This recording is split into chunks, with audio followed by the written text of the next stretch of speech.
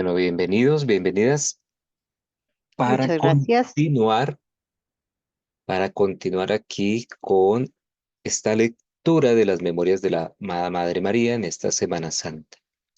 Entonces, bueno, estábamos viendo la conformación del corazón espiritual de estos grupos de la nueva era, ¿no?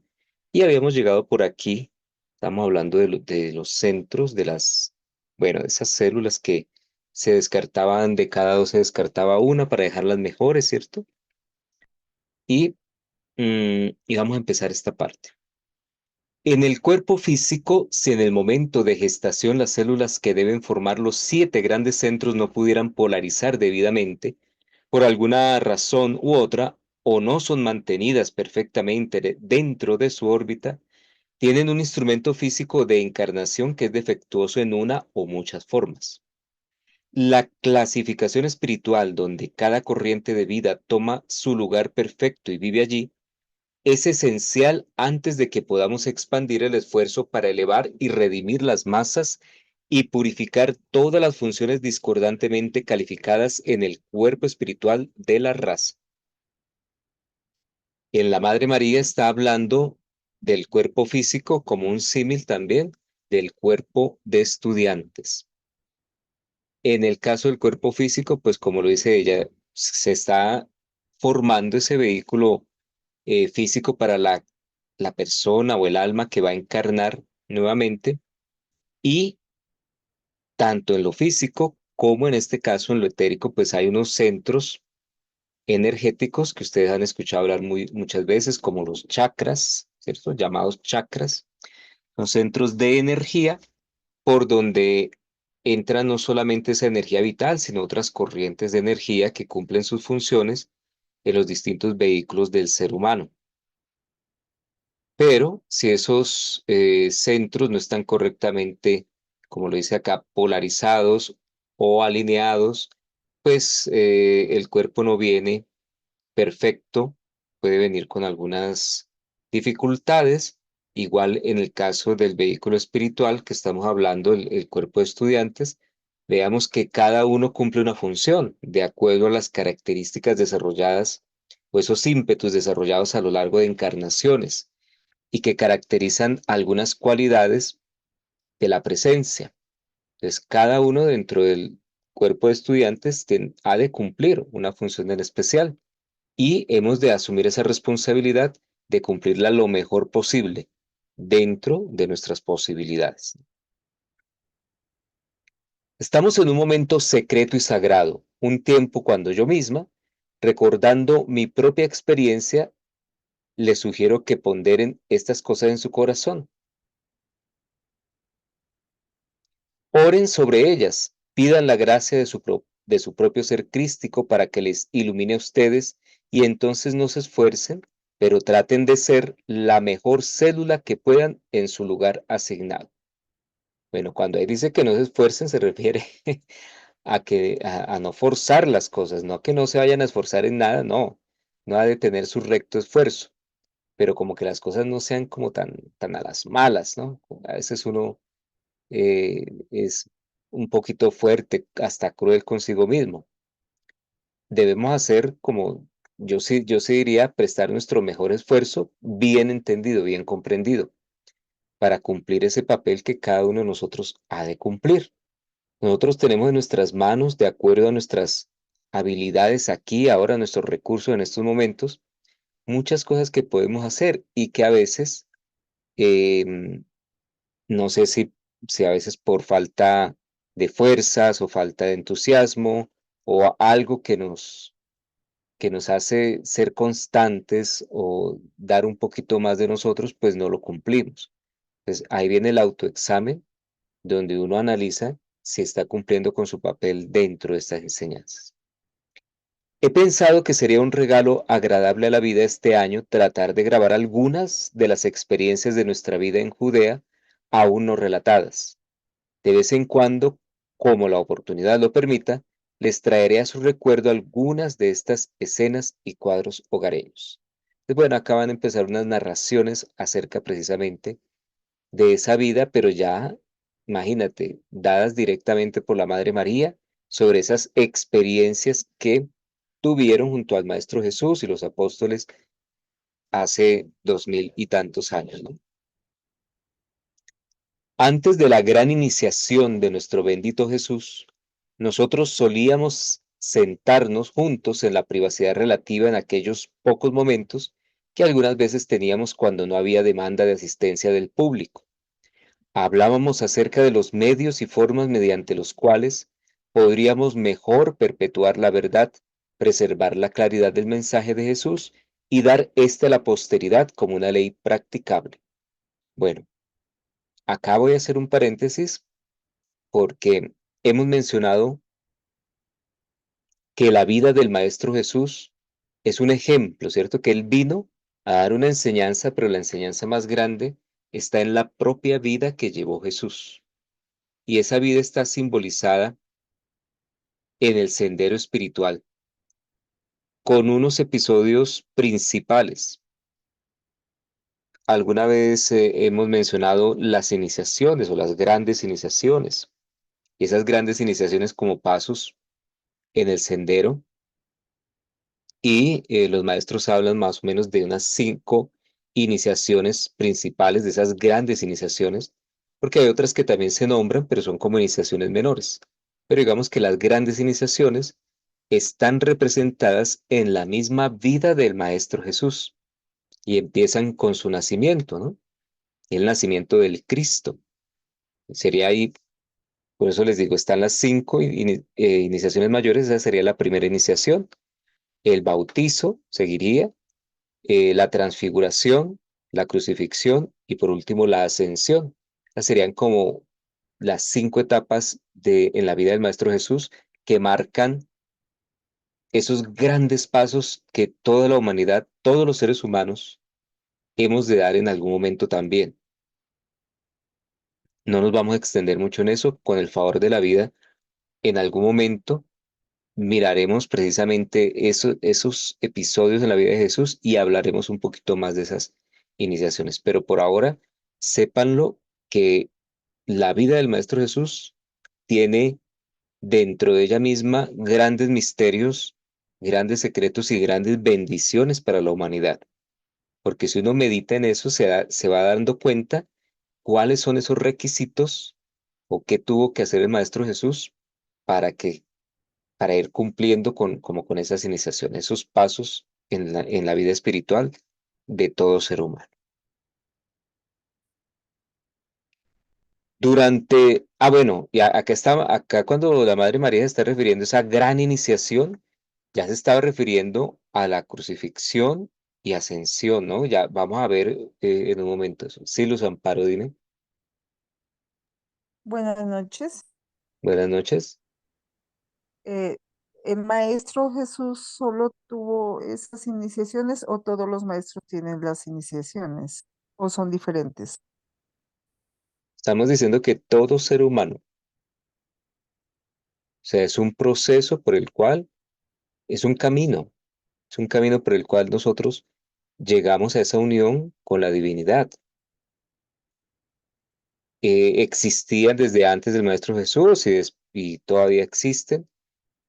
Em, lo que se hizo en la vida del Maestro Jesús fue como exteriorizarlas, pero eso era solamente para los que sabían interpretar esas experiencias.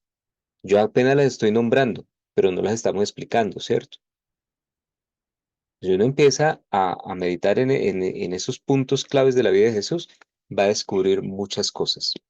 Pero todos, eso es para todos. Eso no es solamente para algunos maestros, solo para el Maestro Jesús, no, es para todo el mundo tiene que pasar por ello. Durante los años de la vida de mi hijo, yo misma me dediqué casi completamente al sostenimiento de ese concepto divino inmaculado para él. Ya hemos hablado del concepto inmaculado.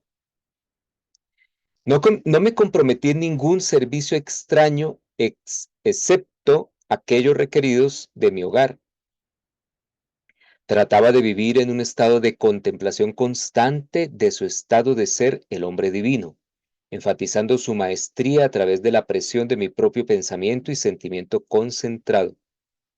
después que el bendito José fue removido de la pantalla de la vida, sentí una doble responsabilidad en el sostenimiento de este concepto inmaculado.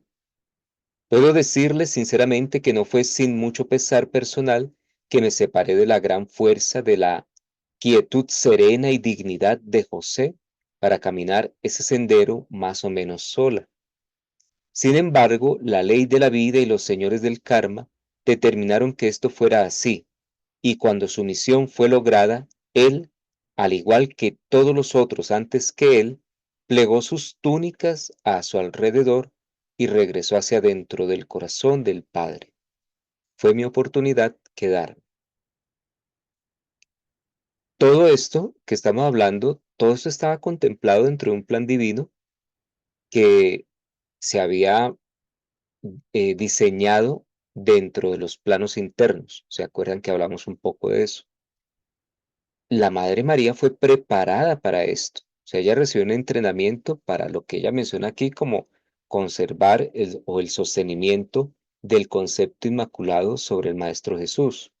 Y acuérdense, ya lo vimos, que entre ella y San José cuidaban del niño Jesús, enseñándole a su vez a sostener ese concepto inmaculado, que lo habían vuelto como un juego, ¿no? Pero, pues San José se fue antes y ella quedó con la responsabilidad absoluta del cuidado de ese niño. Y algo que es tremendamente importante, la Madre María es un ser de rayo verde, no sé si lo hemos mencionado acá, pero dentro de ese rayo verde, por eso es que ella es una arcangelina, junto con el arcángel Rafael dirigen al reino angélico en ese rayo. Ese rayo tiene unas cualidades dentro de las que ustedes pueden muy bien ubicar a la Madre María porque ella es generadora de curación, ¿cierto? Muchos de los santuarios que hay en el mundo de la Madre María tienen todos los agradecimientos, lo que llaman los exvotos, también de las personas que han sido curadas por ella. Ella tiene eso, ¿no? Ella irradia ese rayo verde.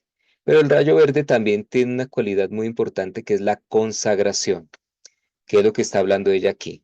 Que ella, a pesar de tener sus tareas diarias y todo eso, pero su foco principal, su atención, todas sus energías estaban enfocadas en lo que era su misión, que era sostener ese concepto divino para el Maestro Jesús y cuidar de él. Era su tarea principal y a ella dedicaba todas sus energías. Eso era consagración. Algunas veces Jesús y yo nos sentábamos juntos en la noche y discutíamos los diversos puntos que debían ser enfatizados a través de su ministerio.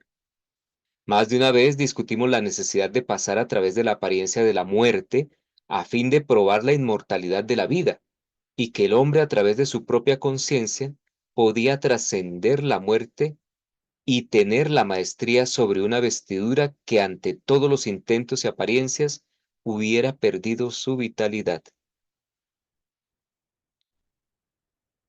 Mm, bueno, eh, piensen en eso, o sea, sentarse uno a saber que tiene que pasar por la muerte, o sea, no era cualquier cosita, o sea, era vencer la muerte. ¿Se acuerdan que el mismo Maestro Jesús decía, el último enemigo a vencer era la muerte?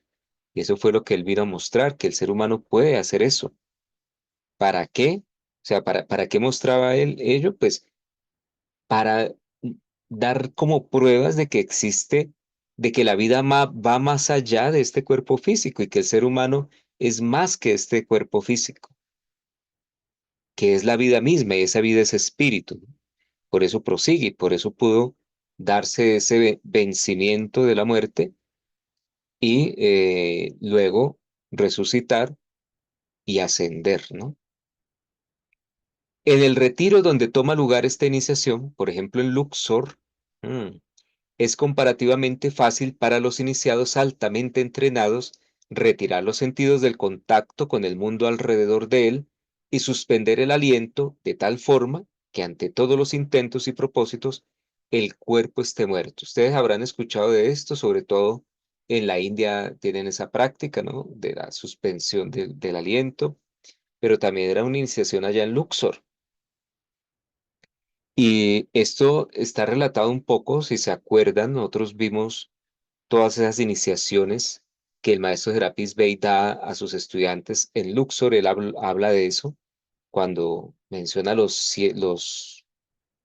7 templos que tienen que pasarse, ¿cierto? Y dentro de esos templos, las iniciaciones que tienen lugar. ¿M? Y bueno, eso es todo un tema. Pero acuérdense que el Maestro Jesús con la Madre María, ellos fueron a Egipto y fueron entrenados en todo eso. Ellos recibieron un entrenamiento esotérico que después tendrían que poner en práctica en el mundo externos durante pues ese ministerio del Maestro Jesús. Sin embargo, realizar este acto conscientemente, rodeado de cientos de conciencias viciosas y sin control, es una iniciación de un tipo diferente. No obstante, la conciencia externa es tal que a menos que la humanidad misma realmente realice y ejecute la máxima de la muerte, ellos jamás hubieran creído que la resurrección fue auténtica y que ésta no fue un truco de un fakir o una manifestación de hipnosis. Eso fue tremendo, imagínense. Una cosa es, como dice allí, estar en un templo como el de Luxor, recibiendo un entrenamiento y allá, digamos, con unas circunstancias, entre comillas, controladas, realizar ese acto. Y otra cosa era hacerlo ante toda esa cantidad de gente que estaba ya enfocando todo su odio, su rencor sobre el Maestro Jesús, poseídos por las fuerzas aquellas. Y Y bueno, a tener éxito en eso, lograrlo requería de una ayuda muy grande. No solamente era la conciencia del Maestro Jesús, era la ayuda de su Madre María estando allí al pie de la cruz, apoyándolo, sosteniéndole ese concepto inmaculado, al igual que los apóstoles, que de una forma u otra, pues claro, algunos sucumbieron al miedo, pero otros se quedaron con él, empezando por el propio San Juan, ¿no? Que ya lo vamos a nombrar también.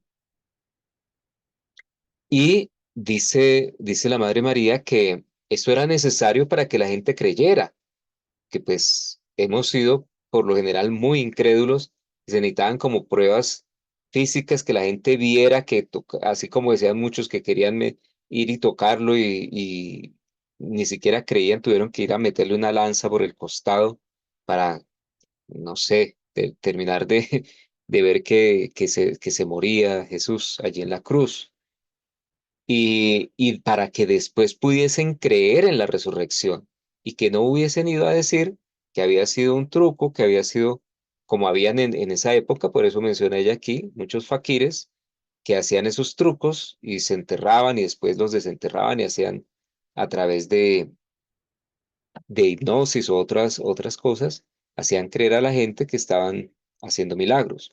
En el caso del Maestro Jesús tenía que ser visible, limpio de toda interpretación que fuesen a creer o a decir o a justificar que había sido un engaño. Tenía que dejarse un registro en la memoria de todos los que estuvieron allí presentes. Les diré francamente que ni a Jesús ni a mí misma nos gustaba la necesidad de que Él pasara a través de este gran servicio a la vida. Cuando preguntó que si esa copa sería tomada por Él, fue debido a que ninguno ascendido o no ascendido sabía con certeza que la victoria estuviera asegurada a través de una demostración pública. Comprendan que mediante tal demostración, toda la maldad del astral y psíquico que se había acumulado desde la caída del hombre fue dirigida a través de aquellos individuos encarnados que permitieron ser usados ellos mismos como instrumentos de esa fuerza. Ellas actuaban afuera en la pantalla de la vida, tratando de destruir la serenidad y ecuanimidad del iniciado. No solamente las masas dignas de compasión que se abrieron a sí mismas a esas fuerzas, sino las más sutiles y poderosas influencias que deseaban destruir la victoria de esa misión, eran algo como para ser reconocidas. Entonces, repito, no fue cualquier cosita por allí, por eso es que la mayoría de maestros, cuando hablan del Maestro Jesús, hablan como del logro más grande, como uno de los maestros más grandes que ha venido y esa tarea que él realizó allí, porque es que en algún momento tuvo que enfrentarse a la creación astral de toda la humanidad, de todos nosotros, de siglos y siglos y siglos. Por eso, si ustedes se acuerdan, dentro de la Iglesia Católica se habla de que Jesús, después de haber desencarnado allí en la cruz, descendió a los infiernos. ¿Se han escuchado eso, no? Los infiernos allí simbolizan ese plano astral bajo, donde se encuentran todas las creaciones. Y él tener que ir hasta allí a enfrentarse a toda esa acumulación de fuerzas, em, porque iban a ir encima de él. Imagínense eso, es como llevar la luz a una cueva que donde no se ha metido el hombre nunca. Pues, ¿qué va a haber en esa cueva si tú llevas una luz? Pues van a salir serpientes, a lo mejor ratones, eh, no sé, murciélagos, todo tipo de alimañas, porque pues en la oscuridad se refugia todo eso. Tú llevas una luz y sale espantado todo lo que hay allí. Entonces, imagínense esa luz del maestro yendo allí a esos planos psíquicos inferiores, pues qué alboroto pudo haber causado, ¿no? Y acá en este mismo plano, cuando dice que todas esas personas, algo que a lo mejor uno no sé si ustedes se han preguntado es, ¿por qué si el Maestro Jesús era tan bueno, lo que hacía era ayudarle a la gente, curarlos, resucitarlos, darles de comer, enseñarles, o sea, todo lo que hacía era bueno? ¿Por qué se despertó todo ese odio en ese momento, ¿no? Cuando fueron a escoger allá que quién dejaban libre y prefirieron un delincuente a dejar libre al Maestro Jesús. ¿Por qué? No sé si se lo han preguntado alguna vez. Y la respuesta es que todas esas fuerzas, digamos, de la oscuridad, poseyeron en ese momento a las personas que eran de una mente débil, se aprovecharon de ellas para irse en contra del Maestro Jesús, porque su intención era dañar la misión. No convenía que un ejemplo tan grande de lo que ha de ser todos nosotros, de lo que hemos de convertirnos todos nosotros, un ejemplo tan grande, una luz tan grande, tuviese una victoria que fuese a ser reconocida por el mundo entero y durante tanto tiempo como ustedes ven que hasta el día de hoy se reconoce el Maestro Jesús. No les convenía esas fuerzas, ¿cierto? Esas fuerzas que llamamos, entre comillas, siniestras. Entonces, bueno, ellas se aprovechan muchas veces de las mentes débiles, de las personas de poca evolución, para hacerlo. Incluso no necesariamente de poca evolución, de una persona que esté pasando por un momento no muy bueno y pueden utilizar esa persona para hacer cosas no muy recomendables. Entonces, bueno, todo eso se iba a dirigir hacia el Maestro Jesús, por eso los maestros no sabían, ni siquiera los maestros mismos, su maestro, no se sabía si él iba a salir triunfante de todo ello, ¿no? Pero bueno, gracias a la vida y a esa fortaleza de estos grandes seres, pues fue así. Desde el momento en que el primer tan llamado milagro en Caná colocó el nombre de Jesús ante la gente a través de los días del Gólgota, hice lo que ustedes llamarían hoy en día en términos de la iglesia, una novena perpetua. Pasé horas, cada momento disponible que no estuve atendiendo las necesidades de mantener nuestros cuerpos vivos, en la contemplación y en la oración para el cumplimiento de la victoria de la resurrección a través de él. Qué cosa tan hermosa, imagínense la Madre María dedicada únicamente a ver por el éxito del Maestro Jesús. No solo porque fuese su hijo, sino porque la victoria del Maestro Jesús era la victoria para la humanidad. En estos días me acordaba precisamente de Emmett Fox, porque cuando Emmett Fox habla de todos estos grandes patriarcas que son, o bueno, en general, ¿no? Grandes seres espirituales que aparecen allí en la Biblia, dice que una característica de todos ellos era que eran seres de oración, hombres y mujeres de oración. Todos los que tuvieron allí una victoria, un reconocimiento en la Biblia, eran hombres y mujeres de oración. Se acordarán de Moisés, se la pasaba orando a toda hora, a Abraham y el mismo Maestro Jesús. El Maestro Jesús, ¿cuántas veces habrá ido allá a retirarse en soledad a orar, ¿no? Y eso es el ejemplo. O sea, nosotros deberíamos vivir también en una vida de oración.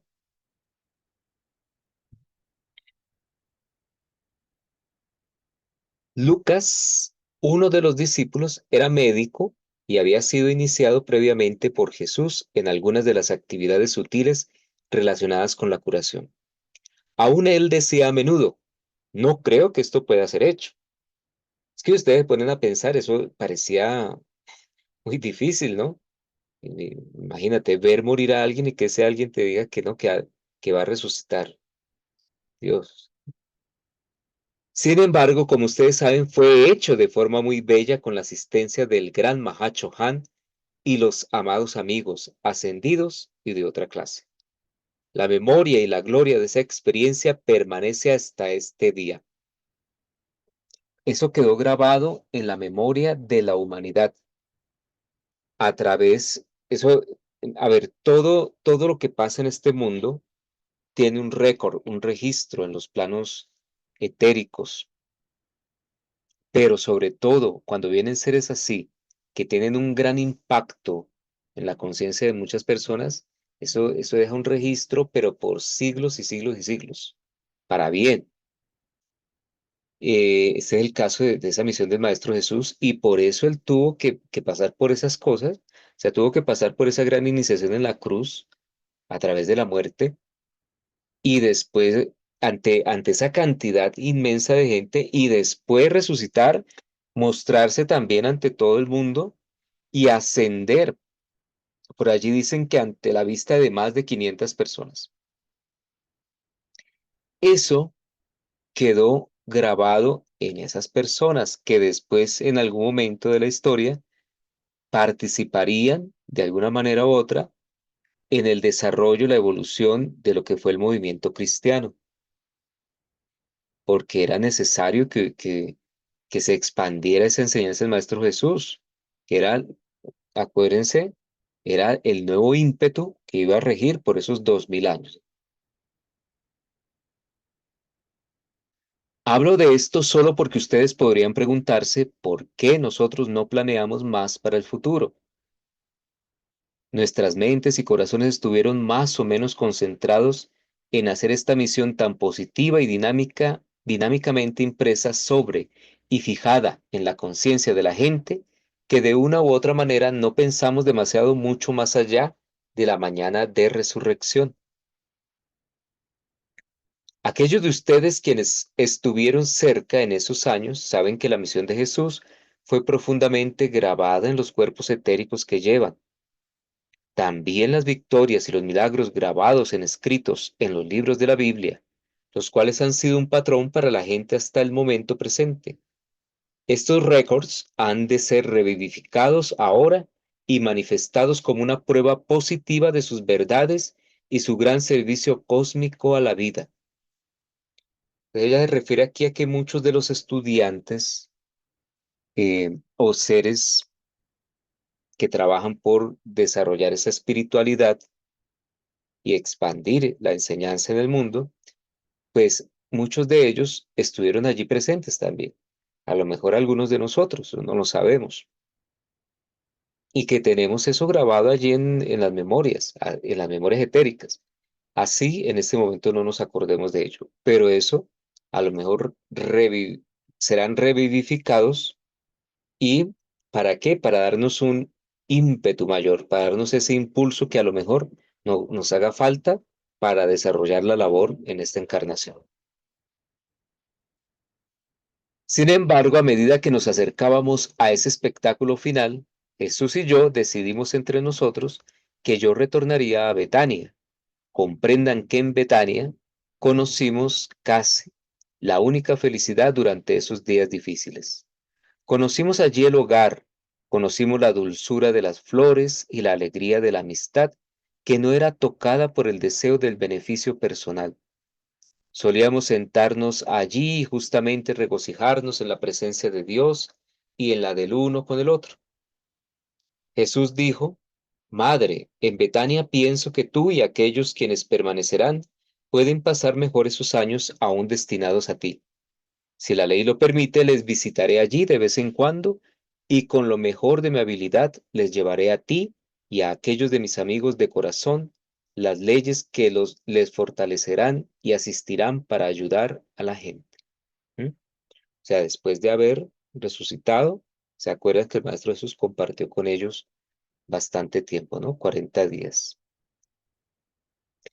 Así que ese día en el Calvario, cuando las horas de la prueba se consumaron, Juan y yo bajamos esa colina recordando la advertencia de nuestro bendito Jesús. Juan me condujo de regreso a Betania y los demás discípulos se unieron a nosotros allí, poco tiempo después de la mañana de resurrección. Allí tuvimos la asociación exquisita del uno con el otro durante los 40 días antes de la ascensión, tiempo que la Junta Kármica nos había dado como una dispensación de misericordia. Si los discípulos y los creyentes sensitivos de corazón hubiesen negado esa asociación de la presencia mística de Jesús durante esos 40 días, pienso que ellos no hubieran podido sostener la fe. La mañana de la resurrección fue verdaderamente un pequeño instante. Diría la mente humana que esto pudo haber sido inventado por la esperanza, pero durante 40 largos días tuvimos una visitación cada día. Algunas veces tuvimos solo unos minutos, algunas veces una hora con nuestro amado, y así el día de la ascensión no fue tan difícil como lo fue la partida el Viernes Santo. Mira qué bello. La historia de nuestra permanencia en Betania y cómo trazamos el plan para establecer la era cristiana en acción, trataré de atraerla para ustedes tan rápido como el tiempo y sus energías me permitan la libertad de entrar en sus mundos. Este es un recital placentero, un feliz y apacible recital. Es en los tiempos en que Jesús venía, oh sí, muy a menudo, y hablaba con nosotros, una época en que grabamos muchas verdades, un tiempo en que Pedro, Santiago y Juan escribieron los evangelios que permanecen ocultos hasta este día. ¿Mm? Esos son los evangelios que no se conocen. Ellos algún día aparecerán como las enseñanzas místicas e internas del Cristo. Mi historia es también de alrededor de la época en que se manifestaron las curaciones, o quizás en una forma simple y sencilla, un periodo en que aquellos quienes amaban a mi hijo escogían encarnar sus enseñanzas en el aprendizaje de la complicada curación mística. En ese tiempo también escribí algunos tratados para la posteridad que espero traer a su atención en una fecha posterior. Esta fue una época en que las eras aún por venir fueron reveladas delante de nosotros. Desde el corazón libre y desde el espíritu del ser a quien nosotros llamábamos maestro y amigo. Betania siempre mantendrá un lugar en mi corazón y en los corazones de todos quienes fueron una parte de ella allí. Esta mañana he venido principalmente para traerles paz, amados seres, para confirmarles la fe maestra ascendida en su luz, para ratificar la confianza y creencia de la hermandad en su integridad espiritual y para decirles a ustedes, a cada uno, que a la vista de Dios son preciosos más allá de las palabras.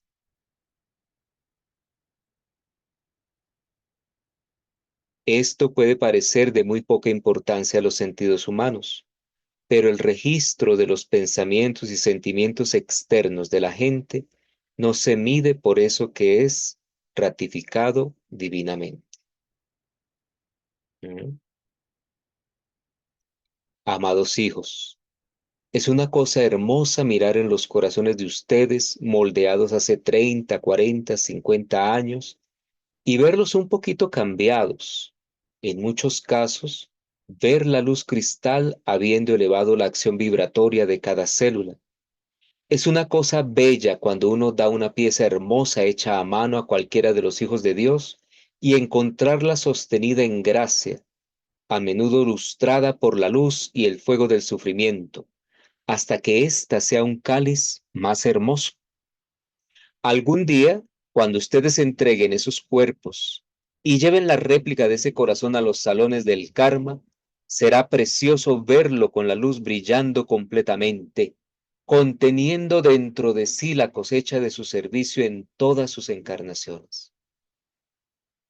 Yo, por lo menos, estoy esperando ese día con gran alegría. Gracias y Dios les bendiga.